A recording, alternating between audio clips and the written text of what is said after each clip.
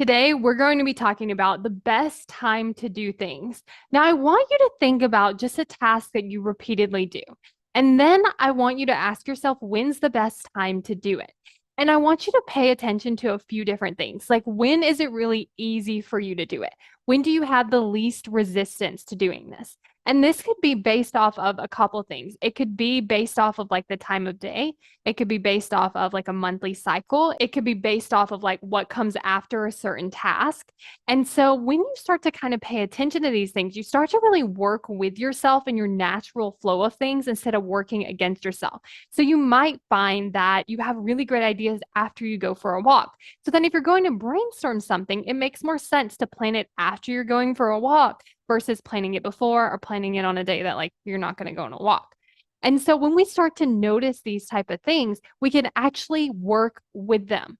Notice when you feel a lot of resistance to doing something versus when you feel like it really flows. What's different? What is happening? What has changed? What is something that you could replicate? Because when you do that, you work so much more efficiently when it flows, when it's easy, and it's very simple for you to do, and it's so much more enjoyable, then you're actually going to want to do it. So it's not that resistance. Like, for instance, if I were to try to record podcast episodes at 8 p.m., like that really wouldn't be the best for me because I wouldn't feel very energized. I wouldn't feel like I want to do it. Another time that might not be that good is like if I'm recording them at like 6 a.m. or 7 a.m. because like I haven't woken up all the way yet.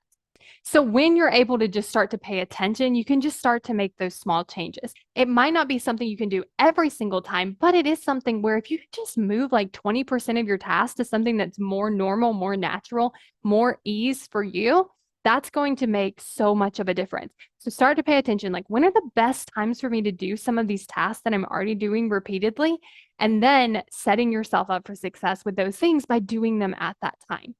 And if you want to create more commitment so that you can show up for your goals and achieve them in a way that feels really good to you, then go to createcommitment.com to sign up for the waitlist.